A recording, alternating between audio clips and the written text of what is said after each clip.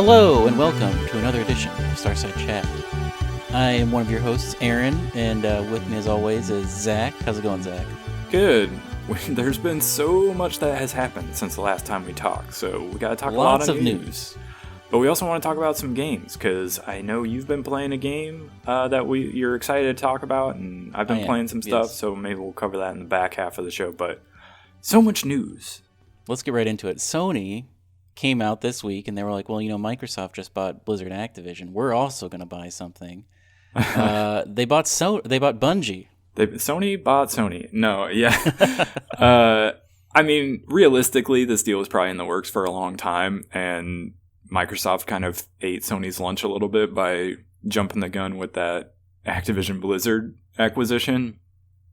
But they did buy Bungie. That's a pretty cool move, although it sounds like it's like Destiny 2 is not going to go exclusive for Sony.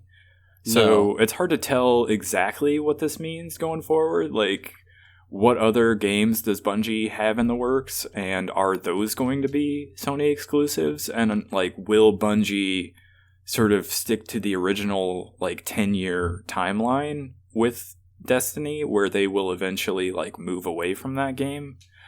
It's very interesting. It's so weird because like Bungie made this big deal when they became independent. They were like, yeah, everything's great now. We have complete control. Yeah. And I feel like that was less than 5 years ago. It was not. And now that they're long. like, well, now Sony owns us, so that's also great. Congrats to us. It is one of those things where they were like so happy to get away from Activision. And also, like, everybody's been commenting on how strange it is to see Bungie, that originally started as a Microsoft studio, like they went away from Microsoft because they made Halo, which is a Microsoft exclusive, and then they got bought by Activision, and they did not like working with Activision, so they got away from Activision, and like somehow amazingly were able to take like ownership of Destiny with them.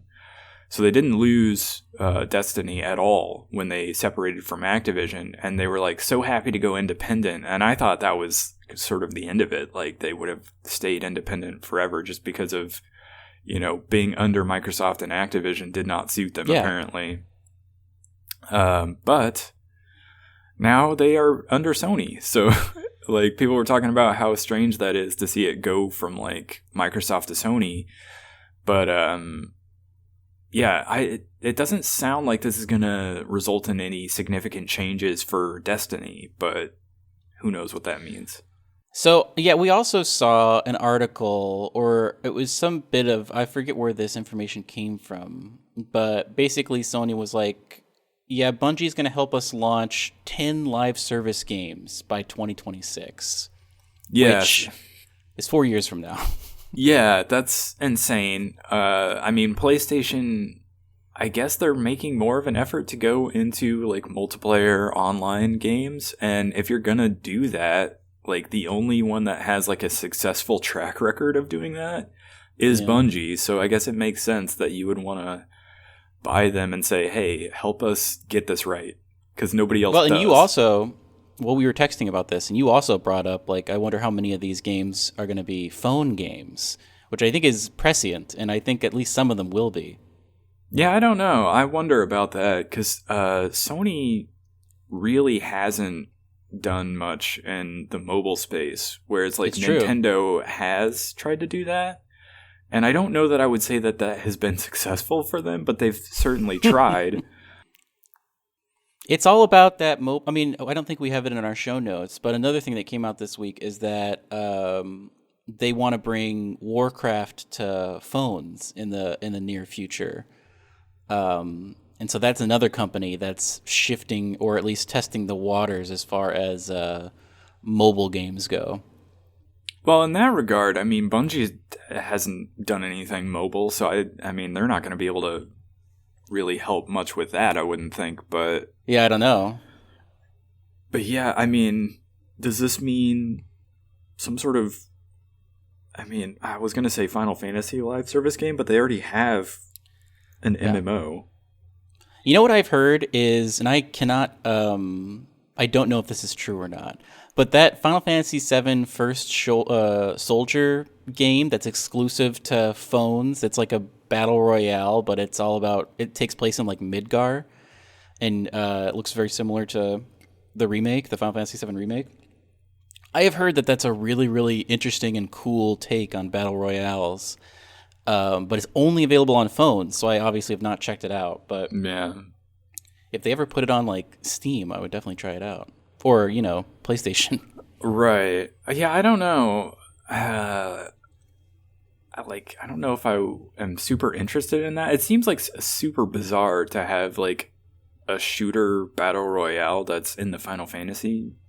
You can breed franchise. and use chocobos in the battle royale. Really? Yeah, like there's a whole thing, I guess, where you're breeding your own chocobos, and just like in Final Fantasy VII, different colors do different things. And then I guess somehow you can bring them into matches. It just seems insane to me. I've watched a little bit of gameplay footage, and it's very hard to parse what's going on, and that is somewhat exciting to me because usually battle royales are just like, all right, I am very, even with that new Super People one, I can pretty much tell exactly what's going on after watching like 30 seconds of it. So what's a Sony franchise that you can see coming out with like a game as service type of a game? I don't think God of War is that.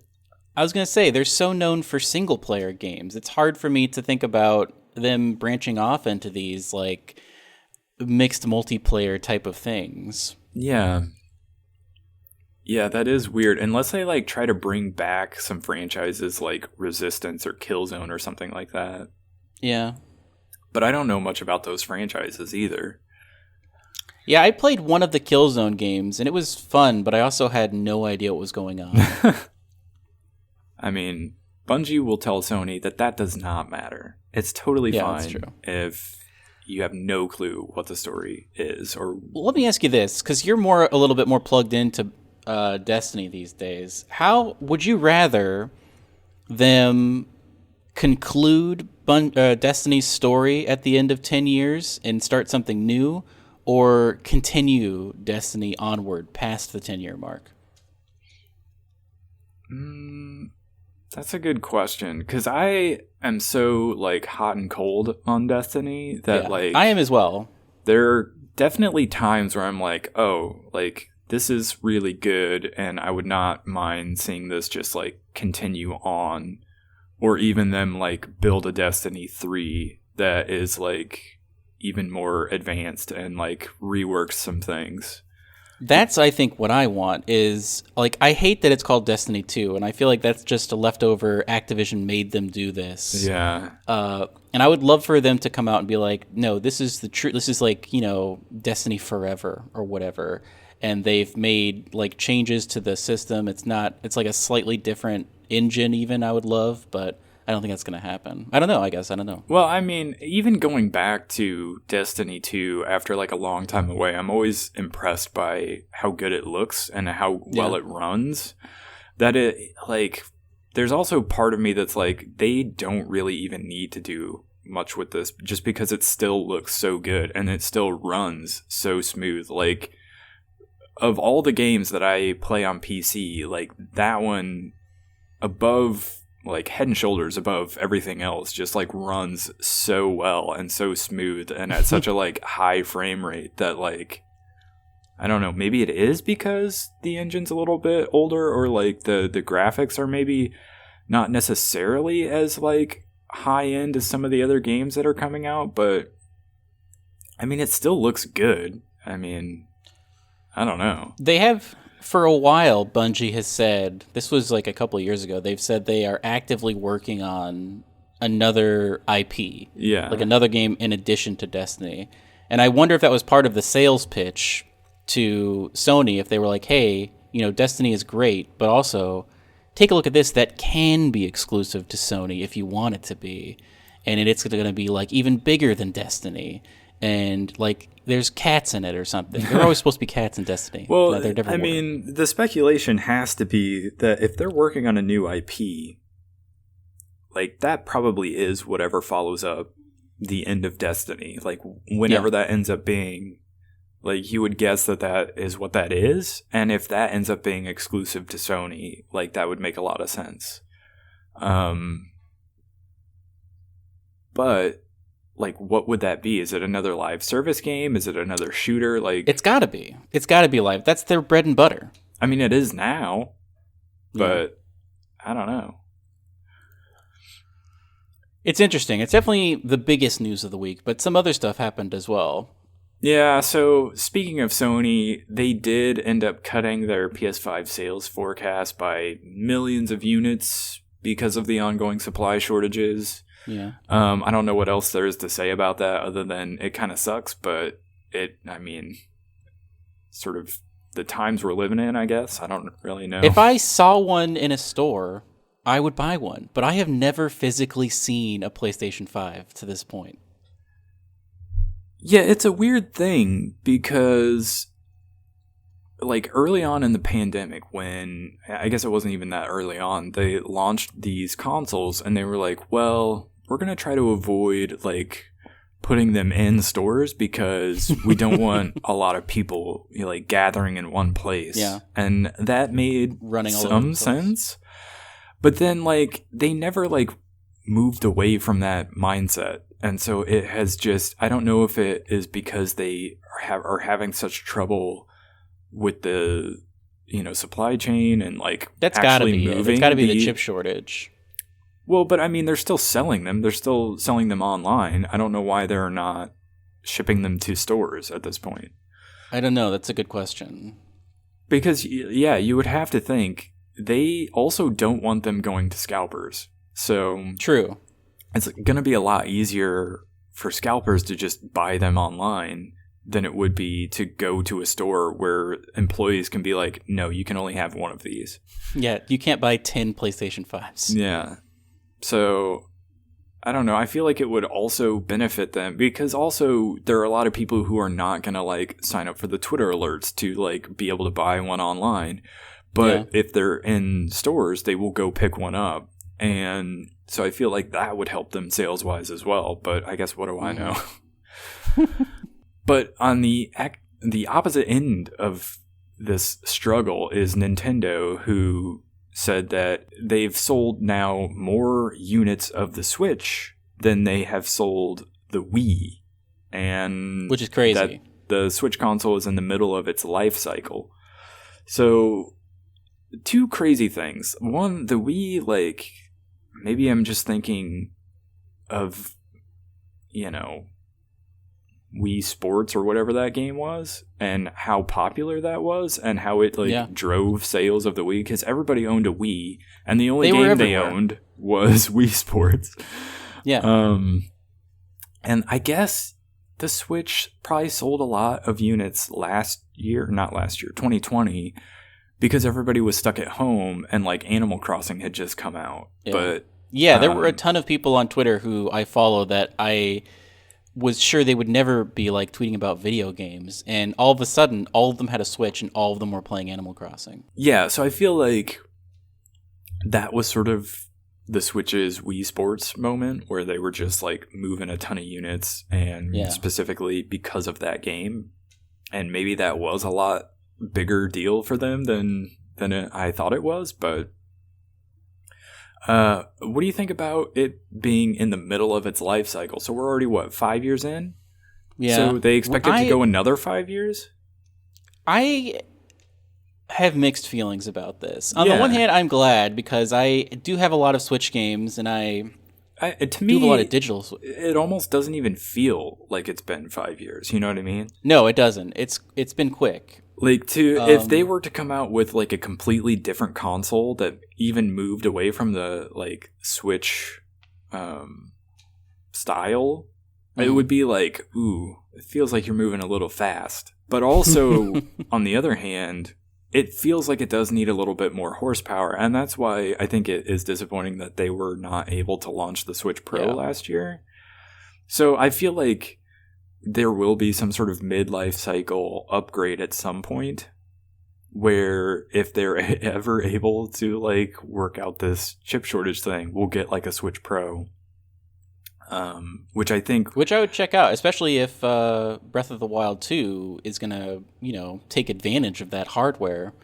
Yeah, I mean, the speculation is that Breath of the Wild 2 and even this their most recent release, Pokemon Legends Arceus, was supposed to be Switch Pro titles. And like they can point to stuff like in Arceus, like when you see a Pokemon off in the distance, it's running at like 2 frames. Yeah. Like you can definitely see like it is crazy to watch. It looks like a stop motion animation thing happening.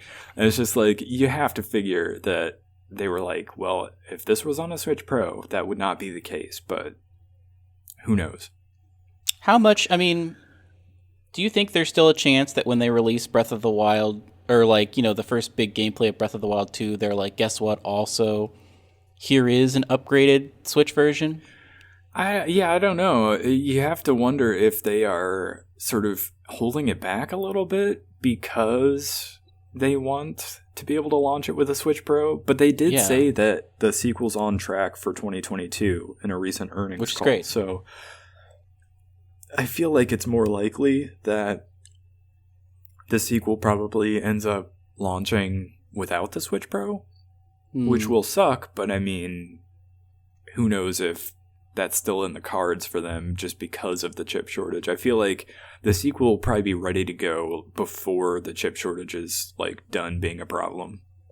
Yeah.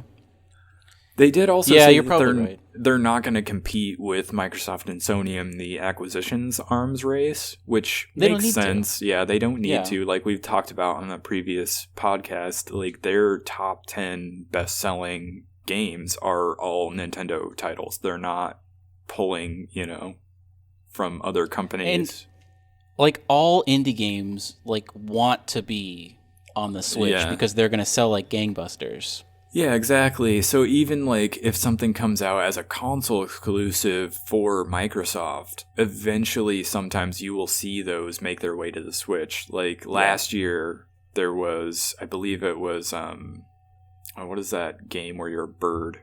Death's Door. Death's Door? Yeah, so there was Death's Door and there was because that was an exclusive, and then The Artful everyone was Escape. like, this would look great on Switch. Yeah, that one as well. Those both came out as console exclusives for Microsoft. Initially, they were on, they're even on Game Pass, and now they're both on Switch. So, yeah. I mean, I feel like Sony, you're not going to see that happen. Like, those games are not eventually going to make their way to the PlayStation, but they will come out on Switch. So, Nintendo does still have a fairly good working relationship with Microsoft. And maybe that's just Microsoft being smart enough to know that like this thing is going to sell well on the Switch because everybody has a Switch, not everyone has an Xbox. So it's almost a different league. Like people who have Nintendos are looking for Nintendo type things. And again, it's that brand. It's the Nintendo brand that really is making all that money. Yeah. So it's not like Halo is never going to come out on Nintendo, but it doesn't matter because it's like it's totally different wheelhouses. Yeah. So it'll be interesting to see how much longer the Switch can go, especially if they are not able to launch a Switch Pro. But I mean, everything wants to come out on Switch, so all they need to do is release like one big title a year. Like, man, if they released a new Mario Odyssey, everyone's going to buy that. Like, that's going to be great. I wish they would do that. Well, and I feel like they are going to, maybe it won't be the next Mario Odyssey, although how crazy that there's only been one mainline Mario and Zelda insane on the Switch, considering that we are at a place where Nintendo would normally be launching a new console. Because most Nintendo consoles last like 5 or 6 years, so... Especially mobile. I mean, I feel like there was a new DS every 6 months. That's true. But what if I did want a Switch Pro, Zach? You can't get one, but you can get a Steam Deck. I mean, I don't know that you'll be able to get one. Actually, it's worth you keeping an eye on because not everybody is going to follow through on their pre-order. The news that came out recently was that Steam is going to start sending out the first batch of emails on February 25th to the people who have already reserved the Steam Deck. And so then you'll have an option to go in and say, yeah, I want to buy this. And then they will start shipping on February 28th. Now, I'm not in that initial window. I'm in the second round. So I will get mine in Q2.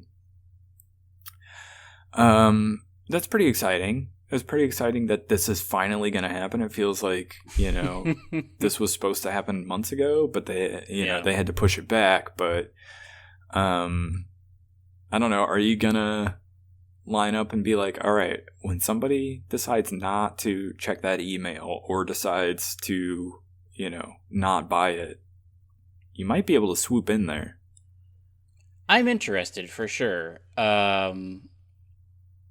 I'm not at the point where I'm going to buy it yet because I'm still thinking I want to get a PlayStation 5 before I get a Steam Deck. But I don't know. It's every time I see videos of it, and I'm sure when people start getting them in their hands, there's going to be so many more videos of people talking about like just the UI and how great it is, and that's probably going to push me over the edge, and I'm going to say now is the time. Right. But for now, I'm still like holding my breath.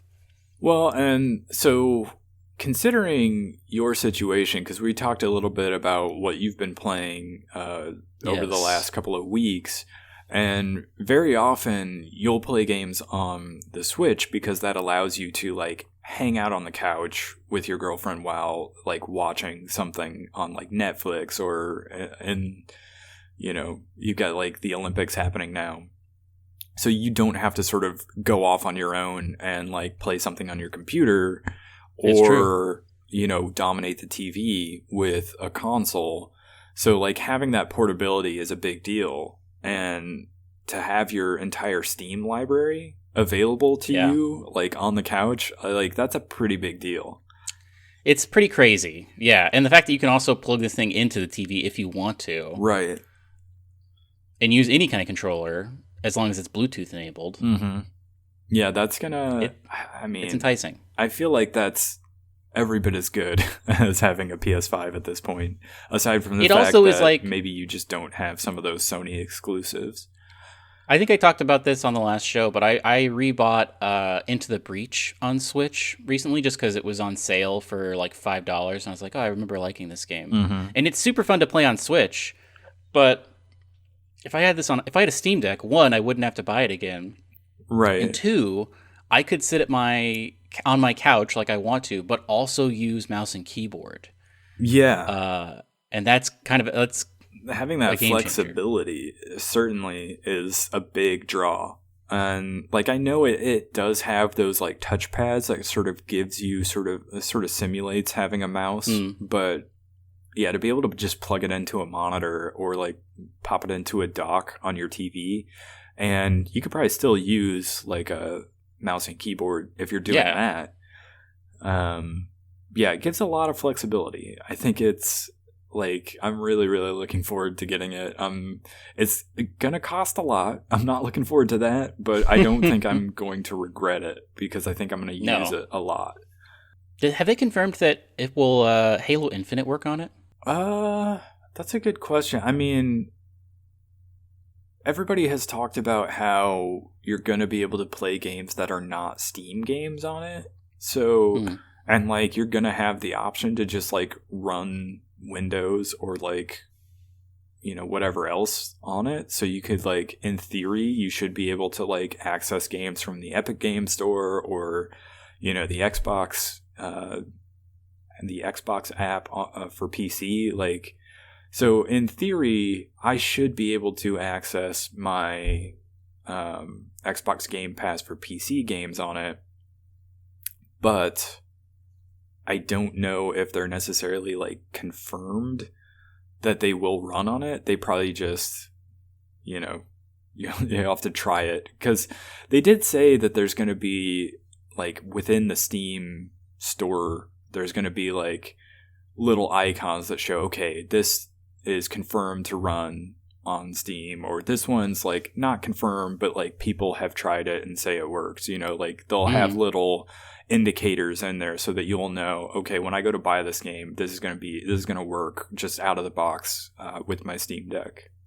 Mm-hmm. So I mean, I don't know if there'll be like a similar website that will track that kind of thing for like non-Steam I'm sure. games, but I'm sure somebody will put that together. A lot of the reason I like the Steam Deck is because of the flexibility, but that's also a lot of the reason I like Stadia is because I can play it on my PC or on anything, on my phone or on my TV. Yeah, and you can play it with mouse and keyboard or controller. Exactly. And there was, so this is kind of some bad news that came from Business Insider. They reported that Google is sort of shifting its focus with Stadia to more like shifting away from the consumer side of things. They say that their focus on the consumer side is only down to about like 20%, and they're focused more now on sort of white labeling and licensing the tech to big companies. They listed specifically Peloton, Bungie, and Capcom. And so that's a bummer if you're like a long-time Stadia user, or if you like, you know, if you're somebody who is like looking at that chip shortage and looking at how hard it is to get a new console, and you're like, well, I'm just going to play games through Stadia because I don't have to buy any new hardware.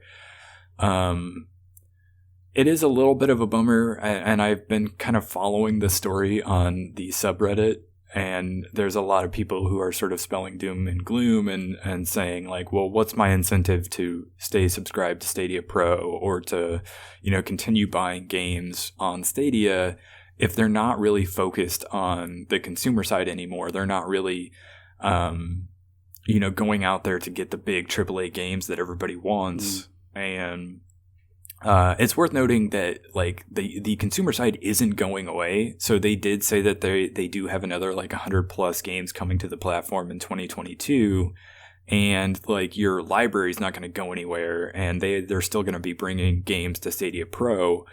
But yeah, it sounds like it's more for Google anyway.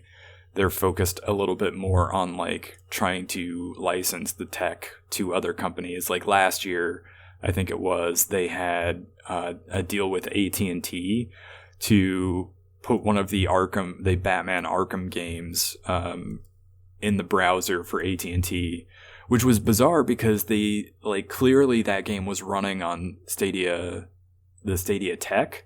But it didn't, like the game itself didn't come to Stadia so that people who like play on Stadia could play it, which was really weird.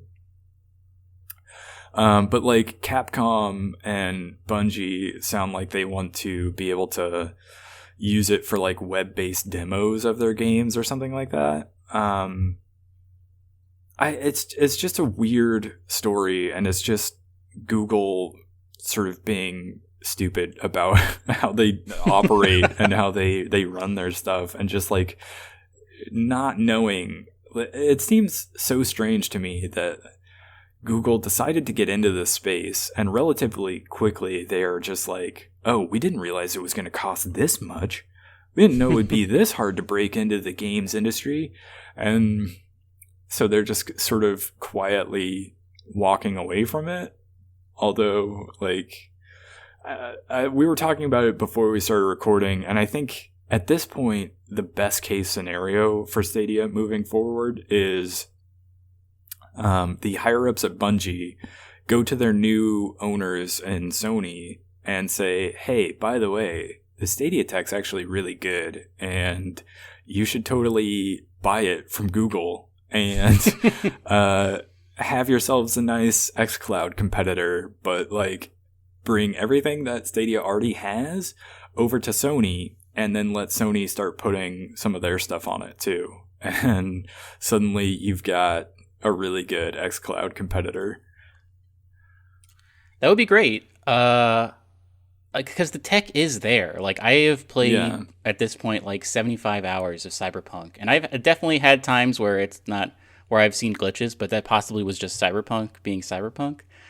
There definitely been a couple times when like buffering has been an issue, but it's solid, man. And it's like I think it is, the white labeling of it all makes sense to me because it is like impressive when it does work. And for something like a Jeff Keighley thing. Like he always likes to do the summer of games or whatever to replace E3. And a big part of that is getting those demos out in people's hands. And in previous years, there's been like demos on Steam where you can check out all these games for a limited amount of time during the summer of gaming. But if he could just like tweet a link, I mean, this is the promise of Stadia. If he could just tweet a link that everyone could click on, and then you're automatically in that demo on your computer, it's impressive technology. And it's not like, in some ways I am pro it just being, licensed to other people to use as they see fit. But it would also be great if Sony was like, oh yeah, we'll definitely take this. Yeah, and like as far as Google's concerned, it is baffling to me that they just didn't make Stadia and like the store for Stadia just like an additional tab in the Play Store on your phone. So like, yeah, as you're swiping through Google Play Movies and TV looking for something to watch or rent, and you go to Google Play Books and see what they've got, why isn't there just an additional tab that's just Stadia? Like, it doesn't make a lot of sense. Like, there's so many ways that Google could have put Stadia in front of eyeballs, and they just never did it. And they were like, well, why isn't this thing taking off? Like, well, because you're stupid. Like, the most basic things. If we did like a man on the street thing and just asked random people what Stadia is, I'm sure like 99% of them would have no idea that it even exists. Like, they never really followed through on like advertising and PR. They did initially when they were announcing it, and then after that, like, literally the NFL playoffs were just happening. Why were there not Stadia commercials saying, hey, do you want to play, are you having trouble getting like a PS5 or an Xbox Series X? Well, guess what? You can play Rainbow Six Extraction or whatever that new game was that just came out. You can play it in a browser with whatever hardware you've already got. Like, why did that not happen? It's crazy.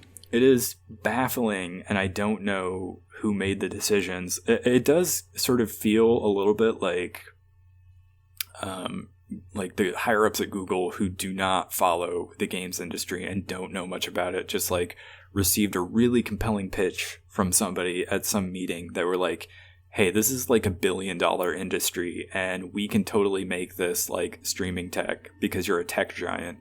And they were like, ooh, that sounds interesting. And they just had no concept whatsoever of how long it would take to break in and how much money it would cost to like really flesh this out and like build like a compelling consumer product that had like all the stuff. And they're like, yeah, we'll just get, a big game like Red Dead Redemption 2 and everybody's going to want to buy that. And they didn't realize that like that's a game that's already a couple years old.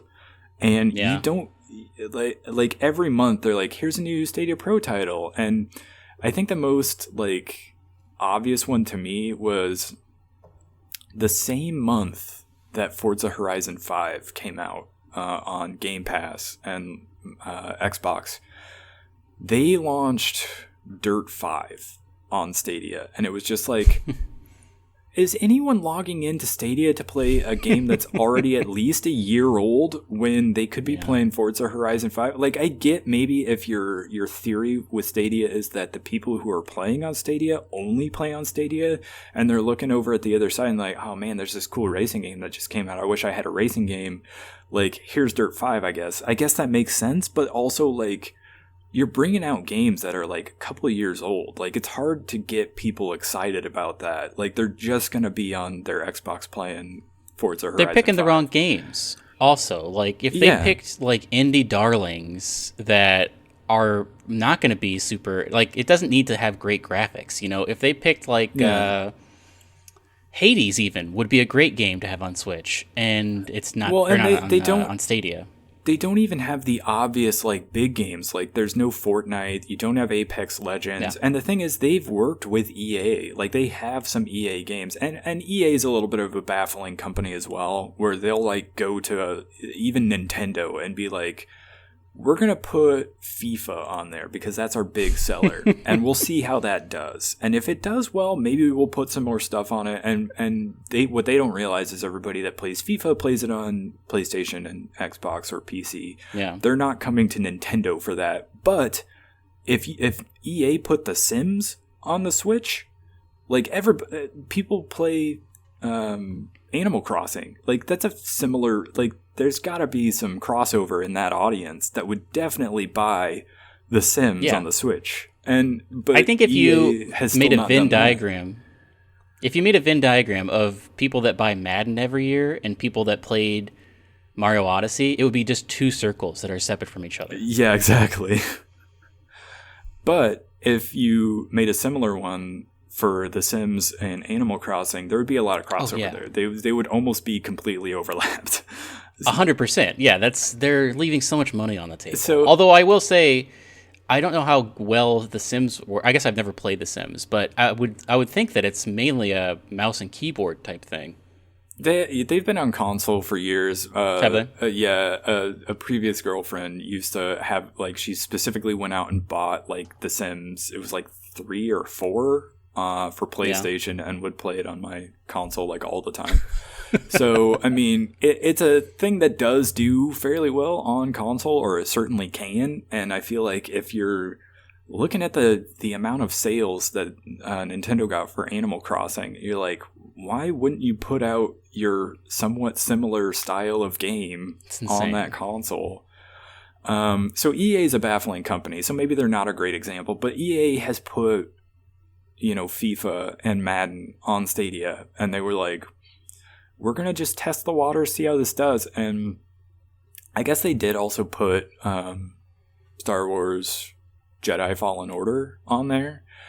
But, like, why is the Mass Effect trilogy not on there? Why did they not try to put Battlefield on there? Like, these are the games that people want. They're the games that are coming out. Certainly in the case of Mass Effect, like, those games didn't come out for PS5. They didn't come out for Xbox Series X. They came out on the PS4, which means for sure they could run on Stadia. And for whatever reason, like, I don't know if it's a miscommunication between EA and Google that they just, like, didn't go after, like, everything EA had in its library, but the fact that the EA library of games on Stadia is so spotty is, like, a real baffling thing to me. Especially they put Fallen Order as a Stadia Pro game, so it was free. Yeah, it was even a Stadia Pro game. It wasn't just they, like, put it on there, like, and that was kind of another thing. Like, as much as I love what Google did with Stadia Pro, as far as, like, making so many games available, like, it was one of those things where, to me, like, it made sense to stay subscribed to Stadia Pro rather than actually buying games, because eventually, if there was a game that you were interested in that came to Stadia, like, a lot of the time, if you just waited a couple of months, it would be a Stadia Pro title and you wouldn't have to buy it. Which, it's a little like, say, I mean, maybe it's not a good comparison because Microsoft does it with Game Pass, where they have people just sub to it, and so they'll bring out a new game and it'll be day and date on Game Pass. But I do wonder if that hurt their sales. Just, like, bringing out something like Grime or The Dark Side Detective and some of those little indie games that were, like, Stadia Makers program games, and just, like, day and date launching them on Pro so that they, they didn't get the actual sale of that game, but they maybe got, a Pro sub. I don't know if one or the other is better for them, but it seems crazy to me that, like, Ubisoft is the only company that was, like, all in on Stadia. If you, like, it basically became known as, like, the Ubisoft streaming service because all of Ubisoft's games were on Stadia, and, like, no other company was, like, that present on the platform. And so part of me wonders if Ubisoft might try to swoop in and just buy Stadia from them, but they could. I mean, who knows what's going on with the Division series, but I feel like another one of those is probably in the works. Yeah, that's probably true. The reason why I hesitate to say that Ubisoft will definitely do that, just because they have so much of their stuff already on Stadia, is that Ubisoft is one of those companies that, I mean, they're huge, but, like, I don't know, Microsoft might just buy them. They've probably got the money for that, right? I don't know. What do you think would happen? What do you think would happen if they did buy them and then to the Mario Rabbids games? Oh, that's interesting. Well, Would they come out on Xbox? That would be crazy. Oh man, yeah, that would be crazy. I can't even see. I'd love that. Yeah, I can't even see a Mario game showing up on an Xbox console. But if Microsoft was able to buy Ubisoft, I guess it's possible. I mean, it's not a mainline Mario game, but yeah, that's interesting to think about. Not that is like rumored or anything, but it's interesting to think about. But speaking of EA and all of their bizarreness, they did announce 3 new Star Wars games, including, I think, 2 that are going to come from Respawn, either by them directly developing it or from them publishing it. Which is a weird thing, I guess, a thing I don't really understand about the games industry, that Respawn can publish a game even though they're owned by EA. Is it like by extension? But it's confusing. That was the reporting I read anyway. That so Respawn is certainly developing the next Jedi Fallen Order game. Who's to say whether that will end up on Stadia or not? But you played some of the first one. Did you like it? I played like 4 or 5 hours of it because it was on Stadia Pro, so I didn't have to pay for it at all. It was cool and solid. I am not super into Star Wars in general. Yeah. Like, I'm not like hungry for more Star Wars lore. That's kind of where I'm But at. I think there was Star Wars lore in this that people were excited about. I don't know, it just didn't really hold me. It was also kind of like it was like a Souls-like a little bit, where you had to get to certain places and there were checkpoints and then people would respawn, and I don't know. It was not what I was looking for at that time, but I could see someone getting really into it. It was a solid game and it had really beautiful cinematics, and like the production values were crazy high. Yeah, that was kind of where I was at with it too, because when it initially came out, like I don't know if I am right now, but I was at the time sub to Origin Premiere or whatever they call it. I feel like they've changed the name of that a couple of times, but so I was able to download it for free on PC and I started it. But I'm kind of like you, where I'm not like exactly hungry for more Star Wars content, and also just that style of game is not super appealing to me. So I started it and fell off of it fairly quickly, but it's a big thing for them, certainly. So them developing a new one, I'm sure they'll have more to say about it at some point this year. But Jason Schreier did tweet that it should come out either this year or next year. So it's not even that far away. Yeah. And then Respawn is also working on a Star Wars first-person shooter from the team that most recently made Medal of Honor Above and Beyond, which is a VR game, but supposedly this Star Wars first-person shooter is not a VR game. Interesting. Are you interested in a Star Wars first-person shooter? I am that not. is maybe not Battlefront, which is a confusing thing. No, I watch the Disney Plus shows like The Mandalorian and The Book of Boba Fett, and I think those are great and fun, and I enjoy those, but it's not super a universe I care about. And so unless there's like cool mechanics or it just like looks fun in general, it just being a Star Wars game isn't really going to pull me in. Yeah, and the thing is, I used to be a relatively big Star Wars fan. Like I love the original trilogy. I'm not as big a fan of the prequels. I think they're sort of so-so, but I really hate the sequel trilogy. And I have not really liked any of the movies that they've made with Disney.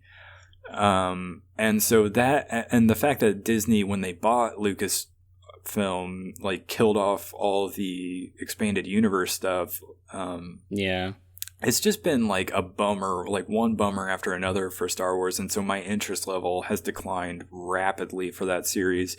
But there was a time back in like the GameCube and PlayStation 2 and Xbox era where they were coming out with some really good Star Wars games that I was really into. And so it is a little bit of a bummer to like go from that time in the Star Wars era to where we are now. But it has felt like a long time since there have been a lot of good Star Wars games. So maybe they will come up with some cool stuff. Many on the horizon. Yeah, and then the other one, the third game, the Star Wars game that's in development, is from BitReactor, which is the XCOM developer. So some sort of like tactics style real-time strategy game in the Star Wars universe, which is not something I'm super into, but I feel like that's exciting for a certain group of people. Yeah, of all of these, I think that's the one I'm most likely to take a look at. Really, I'm the other way, where I think of the three of these, I would probably play the first-person shooter, but that's just because I like I love shooters. An XCOM style like combat tactical game. Yeah, I'm kind of so on those. I don't know. Maybe it'll be interesting. Who knows? But speaking of games that have been announced or unveiled, Yacht Club Games, the developer of I keep wanting to say Hollow Knight, but it's not Hollow Knight. It's Shovel Knight. Minna the Hollower. I don't know if I'm saying that right. Yes. Did you see this trailer?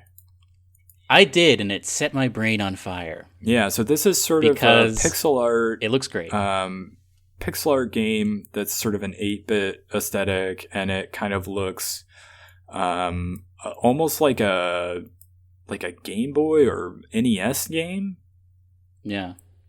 What do you think of this? It's interesting. It's weird that it has the lower bar like those types of game did. So the screen feels a little bit cramped and smaller as a result. There's like a lower bar that has like your health and items, similar to a Castlevania style thing. I'm super interested in it. I have never played Shovel Knight. It's on my list of things to play. But by all accounts, it's a huge success, and they supported it for years and years, and it had like an insane amount of free DLC. And there was also paid DLC, but everybody loves Hollow Knight. I'm doing it as well. Shovel Knight. And so this looks great to me. I love a Zelda-like. This seems like it's going to be a little bit of like a Castlevania meets like Link to the Past style thing. Yeah, that was my impression The music sounds great. I like the main character as a cute little rat or mouse, I guess. But I'm all about this. What do you think about this? Yeah, I did watch Game Informer had done like a new gameplay today where they showed off some gameplay of it, and they were talking about how it seems really hard, which is maybe a little bit off-putting to me, but I do like the style of it. It definitely reminds me of like the sort of top-down, sort of Zelda, Link to the Past style, like NES, Super NES era game. The art is great. Like the character portraits, whenever you talk to someone, are so solid. The animation, even though it looks 8-bit, it animates really well. Animates like a current game.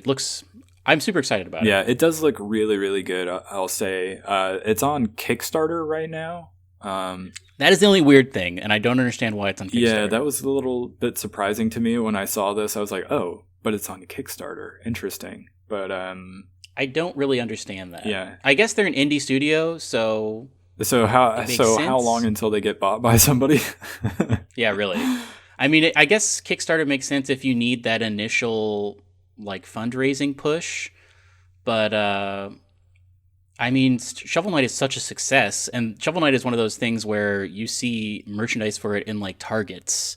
So like I would think they're not doing terrible money-wise. Yeah, I thought they were big enough that they wouldn't need to use Kickstarter to launch a game, but maybe it is purely that they need, more people or something, and they need this initial fundraising push to like a bunch of money fast, and then they can, parse it out. I don't really know. I mean, they're all about, they supported Shovel Knight for so long. Yeah. I could see them being like, well, here's a bunch of stretch goals. And, if we continue to earn money through this Kickstarter, we'll add more and more to this game and make it even longer and increase the tail of it.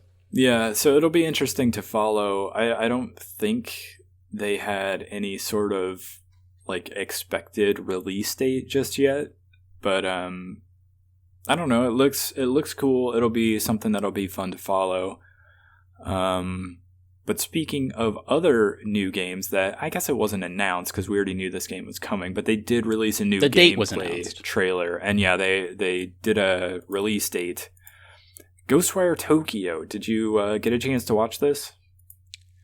This looked crazy to me because it is a first-person shooter, but you're using like hand gestures to create different like elements in the air, and it's all this like Japanese ghosts and whatnot. But it's a very unique looking game, and I'm pretty interested in it. What do you think? Yeah, it was almost like you're in like a post-apocalyptic Tokyo where instead of like zombies or like vampires or something like that, it's all just like weird ghosts. Yokai. Yeah.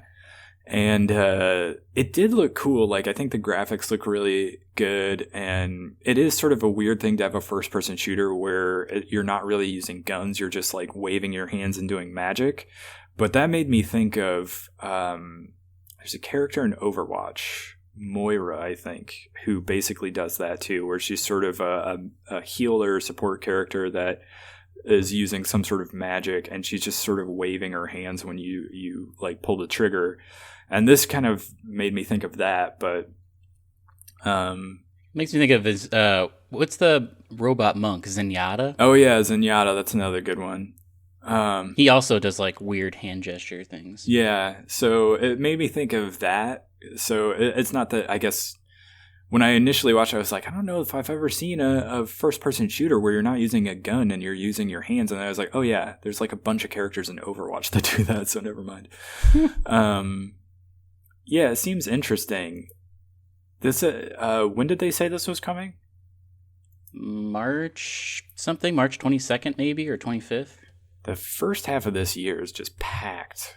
So yeah, that's insane. But I definitely want to play this. The question for me is this not coming out on PC initially? This is a sort of a PlayStation thing where they launch a game on console and then they wait like 6 months to a year before they launch a PC version. But I think you can pre-order it on Steam right now, actually. Oh, can you? So day and date, that would be nice. Maybe, yeah. Because I was thinking while I was watching this, I was like, it'd be nice to have something new to play on my PlayStation, but it's also a first-person shooter, so I kind of would rather play it with mouse and keyboard. Yeah. So, I don't know. I want to play this game. I'm just sort of back and forth on which platform I want to play it on. Do you think you'll pick this up? I don't know. I think I'm definitely going to watch someone play it. It remains to be seen if the person I'm watching play it is myself. Yeah, and I guess you don't necessarily get a good sense of like what the map looks like and if this is a first-person game or if it's a little bit more linear. I assume it's an open-world game, but it looks like it to me. Yeah. No sure indication of that from this trailer, but definitely go check out the trailer if you're interested in Ghostwire Tokyo and for whatever reason you haven't seen it yet. It looks pretty cool. I'm definitely interested. Now you threw something in here. GTA 6 is in development. Yes, and Jason Schreier also tweeted about this, that he predicts that we could see something about it this year with he said in quotes, a fake release date of 2023 that eventually slides to 2024. But yeah, they came out and they said, guess what? We actually are making GTA 6, so get ready for that. And it's in active development. It's been in active development. So that's exciting. People have wanted, GTA 5 came out on Xbox 360. So that's what I played it on. Yeah, least. I did as well. And it's had a very long tail because of GTA Online. And then Red Dead Redemption came out, and the single player game of that was great. And then I don't know how people feel about the online Red Dead Redemption Online, but I don't think it is as popular as GTA 5 continues to be. So they have also said that this one is much more ambitious than previous GTA games. So I don't know what that means. But what are your thoughts on that? What do you want from a GTA 6? Well, you have to start with the location. What are you thinking? Yes. Are they going to go to like a Vice City type of a thing? Because I feel like that would be cool. That is a rumor that I heard. Yeah, Vice City would be super, super cool. because we've seen modern day GTA 4 was basically a reimagining of GTA 3 in that it was kind of like in a New York style place. Right. And then GTA 5 was a reimagining of San Andreas a little bit because they were both in California. Yeah. But we have never seen a kind of a remake or a remaster or like a modern day version of Vice City. And I think that I feel like that's the one I want really well. most, maybe. Unless they go to just like I agree. really off the wall and they go to like a foreign country, which I mean that could be cool, but I feel like that would be crazy. Yeah. I mean, no, I think I believe that it has to be in America. I mean, I think you're right. I also feel like it has to be in America, but the two things I would want most if I was making a wish list for GTA, it would be either going to a foreign country for the first time in the franchise or just doing a Vice City place, because I did not play Vice City and I kind of don't want to go back, even though they've done like the remasters that came out recently. I kind of don't want to go back and play like an older version. You should not. I mean, it was great when I played it as a child, but I don't think it would hold up. But the music, it was great, and just like everything about GTA Vice City was maybe my favorite one that came out until GTA 5, which was just like you could just mess around in that game forever. But yeah, I think I feel like Vice City is a safe bet, but I don't really know what else they could do. They could do a Vegas. That would be interesting. Yeah. That would be interesting. Certainly for like where the story could go for that, but I'm trying to think of other things. I feel like I am not super interested in any sort of thing where it's like a town right on the border of America and Mexico, which I feel like is something that might happen. I'm more interested in... Yeah, I think Vice City would be my preferred one. I'm trying to think of somewhere else that is equally interesting to me. I remember reading at one point people speculating on what a GTA set in London might look like. And that's interesting. That would be pretty cool, but also maybe stepping on the toes Watch of Dogs. The last Watch Dogs. Yeah, which did like a complete digitization of London or whatever. That was a cool game. I liked that game, and exploring London was like the coolest part of that game. So maybe we don't need GTA to also tread that same ground, but yeah, it'll be interesting to see. I mean, according to Jason Schreier, we might get information about this later this year. So the location will probably be revealed to us, hopefully, which would be cool. Yeah, hopefully. I mean, it's been so long since GTA 5. Yeah, I mean, that it thing is crazy. Is still selling like crazy, and people are still playing it, which is insane to me, but ready for a new one. Ready for a new GTA. I don't really mess around with the online stuff, so for me it is more just about the single player story and all of that, so definitely ready for a new one. So this is something that I thought was launching now, but it was not. So Apex Legends announced a new game mode called Control, and apparently this is coming next week as we're recording this, so I guess as this podcast is going up, it's probably this week. But I have not played Apex Legends for a long time, and thinking that this was coming out now, as all the articles came out about it, I did re-download Apex Legends, and I was like, okay, let's check this mode out. And so I jumped in, and first of all, it was not there, and I was like, oh, well, that's kind of a bummer. But they did have another mode that's kind of like Trials in Destiny. So I played a round of that and felt bad for my teammates. I mean, granted, they were not exactly lighting up the scoreboard, so it was not like a big deal, but like I did not do well. But anyway, yeah, so this is sort of more like a traditional like Call of Duty or Battlefield style mode, where you stand near points to capture them. And this is exactly the kind of thing that I would play in, like, because I always liked Apex Legends, just like the movement and the controls and like everything about the game. I just am not a huge Battle Royale fan. So I'm more drawn to like traditional like Call of Duty and Battlefield style game modes. So I do think I'll check this out. What about you? I might. Like you, I have downloaded Apex Legends a ton of times. Like I had it when it was on the whatever its original launcher was, and had a really good time with it. And then I kind of dropped off of it and uninstalled it. And then when it came out on Switch, I was like, "Whoa, let's try this out!" And it was not good on Switch. And then I think when it came out on Steam, I was like, "Yeah, I'll check this out again." And I played a couple matches, and it was fun. But at this point, I don't have it downloaded again. I would check this out, though, and I think I probably will download Apex Legends again just to experience this. We should play some together and maybe get some gameplay of it and talk about it. Yeah, we should do a video on it. I'm definitely excited to try it out once it actually comes out. The question will be, like, will it be successful enough to, like, stick around, or is this just, like, a seasonal, like, this is going to be around for a little bit and then it'll go away? Which is probably what will happen, unfortunately, but it's maybe the only thing that would get me to jump back into Apex Legends. Even though I like that game, like, if I were to pick a battle royale that I was going to, like, jump into and play a bunch of, it would be Apex Legends, but also I don't really love battle royales, so... So, that out of the way, do you want to talk about what we've been playing?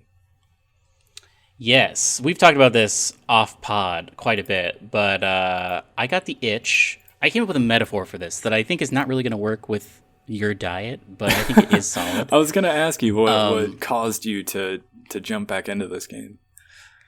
So I got that. I mean, we both played Metroid Dread, and it was great, and it kind of opened our eyes, I think both of us, to the idea that Metroidvanias are actually a good games type of yes. And so I was looking at lists like top Metroidvanias you can play, and Hollow Knight kept popping up. And that was a game I initially avoided, not just because it was a Metroidvania, but to me, outwardly, having only seen like a couple minutes of gameplay, for some reason it looked like a Newgrounds game to me, like a Flash game from back in the day. And after playing it, I realized it is not that. The animation is beautiful and wonderful, but to me, it just seemed like something I was not interested in. But because it was getting like number one on all these like top 10, top 15 Metroidvania things, I was like, I'll check it out. So I got it on Switch, and man, oh man, is it a great game. And I came up with this metaphor. Metroid Dread is kind of like McDonald's in that it is super solid. They have thousands of locations. So like Nintendo similarly has the ability to just like iterate. It knows all about games. It can create this package, this perfect Big Mac of a game that is just this like universally loved food item that is like scientifically designed to be perfectly like able to be eaten. Similarly, Metroid Dread is just like, it's so easy to pick up and learn and get through. We talked about how it kind of holds your hands very subtly, where it like is so well designed that it will show you an elevator basically when you're done with the place and you don't need to go explore anymore. And Hollow Knight is like going to a hole-in-the-wall diner for dinner, or breakfast, rather. It's not as refined, I would say. It's not as universally desired as a McDonald's, but man, you can get some crazy stuff there, and it like the menu is giant, and it's just like, in the long run, much better for a lot of reasons. It's very difficult, and because it's had so much DLC, like I'm picking it up years after. I mean, I think this came out like 3 or 4 years ago. It had like 4 or 5 DLCs that came out for it that are now all just incorporated into the game. So the scale of it is insane. Like the map is crazy, and there are all these little side quests that I just like am aware of, but I have no idea how to complete yet. I got to a point where I did get a little stuck, and I was just wandering around for a while. And at that point, I was almost like, maybe I should stop playing this. But I looked up a little bit of a guide, because there are so many guides for this game, because it has such a big following. I looked up a guide, and it kind of showed me the path that I need to go through to get the double jump. And once I got that, again, I was just like, man, there's so many things I could do. Where should I? It's almost open world, even though it's a Metroidvania, because there are so many things I could be pursuing. Apparently, there are like 10 different endings as well. So I'm trying hard to get the best ending. But man, it is. It's all I think about. Like, I started playing it last weekend. And this week at work, I was just like, man, I wonder what this means. Or like, I wonder how I upgrade this thing. And I would just like I would be like Googling things on my phone. Like, I wonder how I upgrade your like spell or whatever. And I would look up like a little YouTube video about how to do it. It's like, I'll come home and I'll play like 2 hours. I think I have like 12 hours in it right now, but maybe more than that. It's just, it's a game that I very much recommend, I guess is my thesis statement. So this is a whatchamacallit, where when you die, you kind of like start over, right? It is. It's almost no. It's like a Bloodborne. It's like a Souls-like almost. So because you just respawn when you die, at like a campfire somewhere. Yeah, basically. So the campfires in this game are benches. So if you find a bench, you can sit on it and kind of relax, and it refills your souls or whatever. Are they plentiful, or are they like few and far between? Sparse. They're sparse. So, and it is a little. That's another thing about it being a little difficult is it's not like Metroid, where like they were so good about letting you save right before a boss, and then you immediately get to jump back into that boss when you beat it. Like when you die at a boss, it's not great. Like sometimes if you haven't sat at a bench close to the boss, if you were just exploring and you just stumbled upon the boss, you're going to go all the way back to where you were, which is kind of a bummer, but it makes it extremely tense when you're exploring a new area, especially if it's an area you're not sure if you're supposed to be in yet, because it will let you get to some places where things are very powerful. And so if you run into something, it's also very easy to get hit in this game. Like, much like a Dark Souls, you really have to be cautious when you're exploring, and like you're looking for that bench because you want to have that spawn point in the area, because when you die, you lose all your geo, which is your like your currency, but also your little soul bottle or whatever breaks, so you can't collect as much soul as normal, so you can't heal as quickly. So you really want to get back. You can't even, if you were fighting a boss, you can't really go back to that boss until you've like reconciled this and gotten your abilities back, basically. So it also has a lot of very challenging platforming that will frustrate you. And if you die in that platforming, your little soul guy is just going to be stuck in that platforming area, and you basically have to get back there. And if you die getting to him, all your geo are going to be lost. But I actually just unlocked a guy in the main town that you can pay money to, and he'll just bring your spirit back to you, and you'll still have to fight it. You have to fight your spirit whenever you want to retain it or get it back. But that's super useful, and I probably will end up using that. But it has also made me very, very excited for the long-awaited sequel, Silk Song, which has been in the development for quite a while, but we haven't really heard anything about it in quite a long time. And I think that game is going to be just like an iteration unto itself of the mechanics, and it's going to be even tighter and greater than Hollow Knight, is my prediction. So I'm very excited for that as well. Yeah, everybody's talking about that game. I mean, everybody loves Hollow Knight, and everybody speaks about it very, very highly. It's a game that I started way back when it first came out, and I think I was a little bit put off by the fact that like the benches were so far apart, and I kept dying and felt like I was having to replay a lot of things that I didn't want to just replay over and over again. So I fell off of it, but also like at that time I had not played Metroid Dread, and so I hadn't sort of had the itch for Metroidvania style games just yet. So it's something that I have considered going back to play ever since Metroid Dread. And it kind of like that game and Dead Cells came out the same year, I think. And I think that's true, yeah. Like both of those games have, in particular, Dead Cells has gotten a whole bunch of like DLC and like stuff recently even. So it's been like in the news, and so it's something that I've thought about going back to. It kind of Hollow Knight kind of makes me think a little bit of Grime, which I played some of last year, and that's a game that is probably a little bit slower paced in terms of like your movement and some of the mechanics than Hollow Knight, which seems a little bit faster and yes, I don't know what the word is, but unforgiving. Yeah.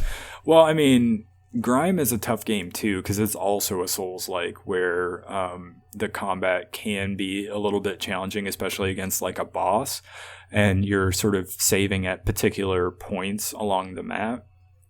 But Grime kind of feels a little bit more linear, where it's not. So Hollow Knight almost seems just like from the outside looking in, and having not played very much of it myself, it seems sort of like some sort of middle ground between Grime and Ori and the Will of the Wisps, because that game is sort of similarly like a like kind of an open world, like 2D open world, where you can basically go around and you'll eventually come upon an area that you can't really go anywhere until you get like a new ability, and then you can sort of backtrack and you can go back to that area, and like it'll unlock the ability to go to like a new place that you weren't able to access before. And that also has some kind of difficult combat. In fact, I was playing Ori and the Will of the Wisps over Christmas, and then I fell off of it because I got stuck at a boss, and I was like, I'm not sure I have what I need to be able to get through this fight. So, but that was I will say that. What were you gonna say? I was gonna say that seemed like a really cool game that I really liked, but I don't know at this point if maybe I've put it away for too long to go back to it at this point. But I think that if you do end up playing Hollow Knight, I think don't be afraid to look at guides, especially for defeating bosses, because I reached a point where I was stuck and I could not progress the story because I needed to. There might have been actually a secret way to get past this that I was not aware of, but to me it seemed that I had to defeat this boss that was basically 3 different bosses back to back, and I banged my head up against it for a while, and it was one of those bosses that's not close to a bench, so I kind of had to go back to it every time. But then I looked at a guide for it. I watched like a 2-minute and 30-second video of like this guy who was very straightforward, just like, here's what you need to do. These are all the attacks. This is what you do when they attack. And it was still very, very challenging, but after watching that video and like 2 more attempts, I was able to do it, and I felt really, really satisfied. And then I was able to progress the story, and I got to a really cool area. Like, there are so many very cool areas that are just like beautifully drawn. All of it is like hand drawn, and the music is excellent. There's specifically like, I haven't been to every area, but there's an area called like the Green Path that's all like wrought iron and bushes and things like that. And the music in that place is wonderful. It almost reminds me of like a Studio Ghibli film. But it's just it's all I'm thinking about right now, and I'm excited to play more of it. Every time I think I get caught and like stuck in an area, I will look up a little guide, and then that will get me over the hump, and then I can play it for another couple hours before I need to do that again. But it's just like I really want to get the best ending, and to do that, I think I'm gonna have to play a lot of it. But my goal is to get the best ending, or at least whatever the canonical ending is, before Silksong comes out. So hopefully Nintendo doesn't have a direct next week that's like Silksong is coming out tomorrow, because then I'm really gonna have to put some hours in. Yeah, it sounds a lot like Grime. I think, like, obviously you're busy with this, but I mean, at some point you should definitely check out Grime, because I think you would like it a lot. Yeah, but I think I'm a Metroidvania guy now, so I probably will. So here's the thing. I think I'm also a little bit of a Metroidvania person, but the thing that keeps me from being like completely over the moon for them, even though I do really like them and I'm finding myself more and more drawn to them, is I do find myself almost always needing to look up a guide. It's not like a game that I can just sit back and enjoy and play. And like, if I get stuck somewhere, if I just keep at it long enough, I'll figure it out. There are times in these games where I'm just like, I don't know what to do, or I'm like at a boss that I simply cannot beat. And so I either need to look up a guide, or I'm just going to fall off of this game and not continue with it. And so that is the thing that kind of keeps me from being like 100% all in. I'm like 85, 90% in on them. It's just that one thing that if I can like get over that hurdle of being able to play through these games without a guide, maybe I would be 100% a Metroidvania person.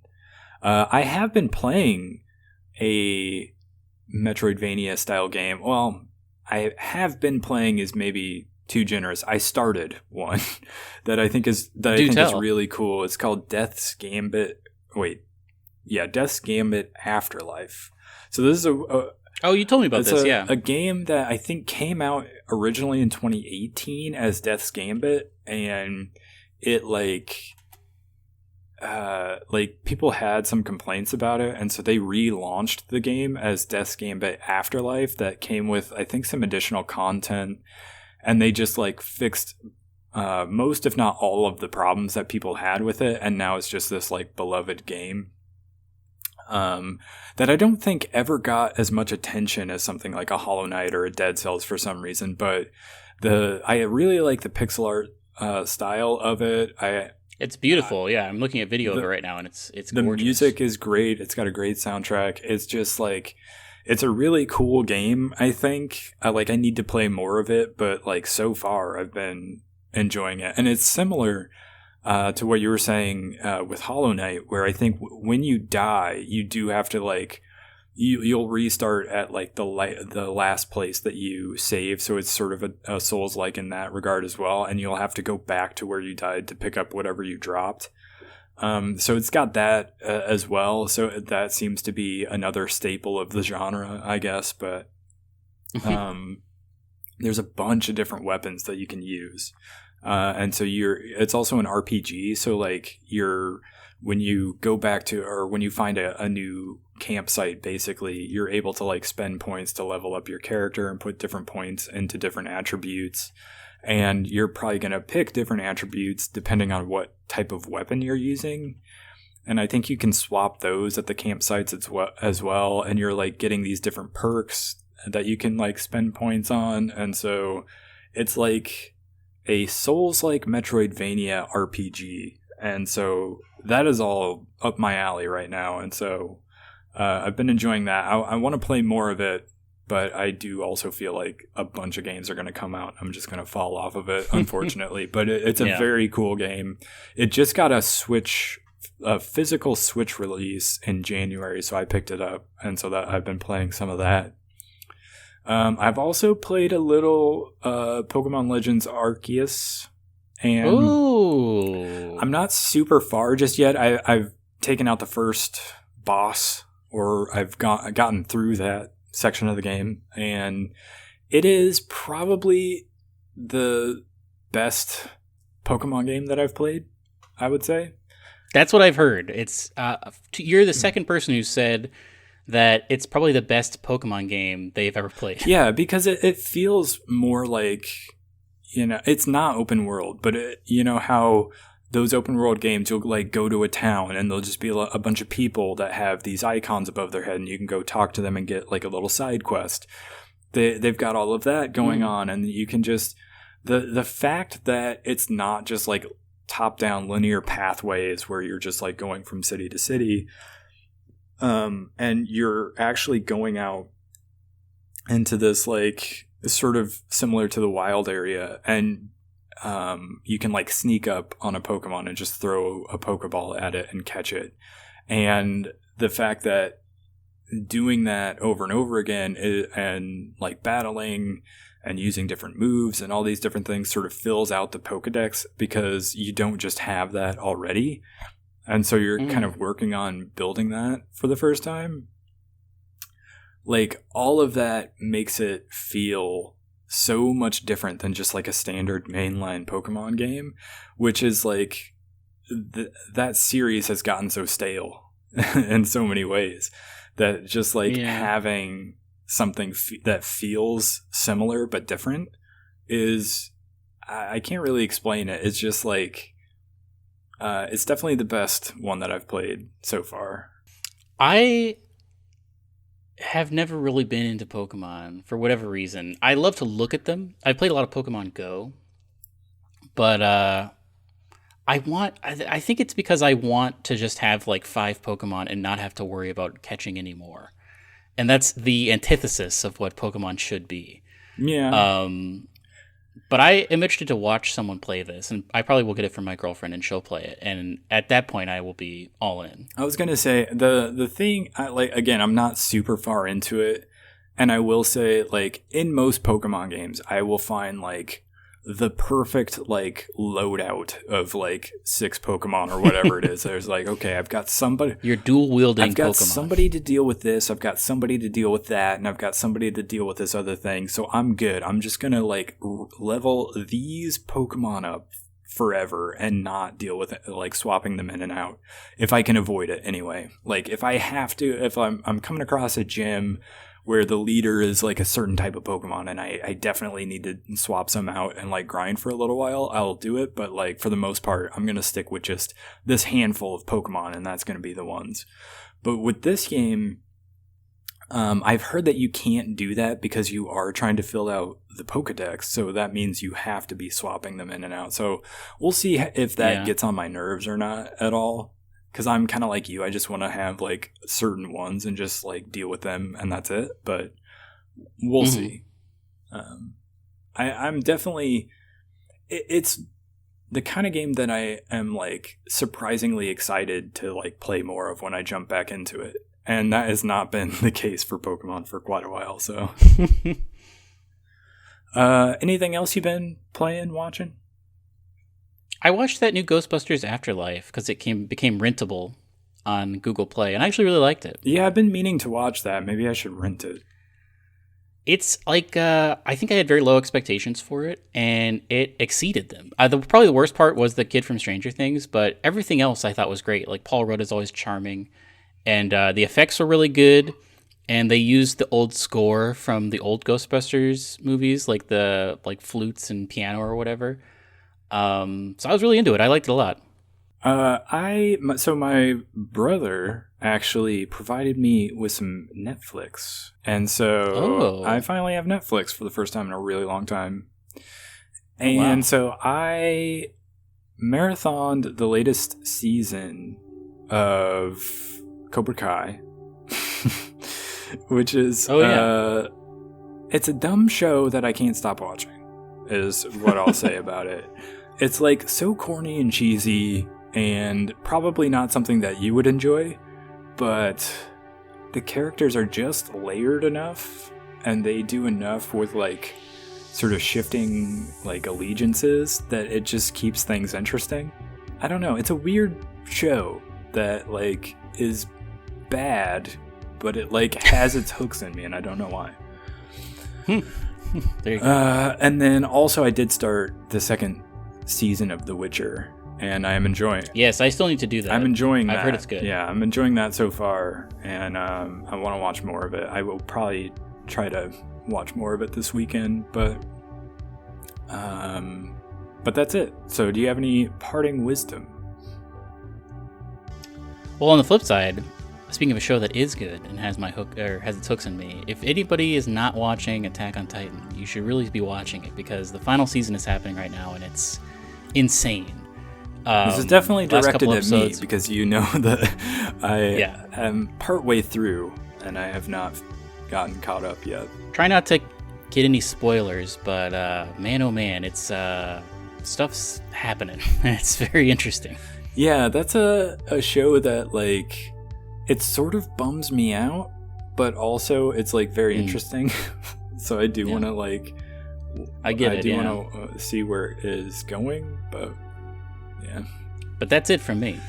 All right, well, follow us on Twitter at Starside Cafe, follow our Instagram at Starside Cafe, and subscribe to our YouTube channel at Starside Cafe. And leave us a review for this podcast on Spotify or Apple, and we'll catch you on the next one. Goodbye. Goodbye.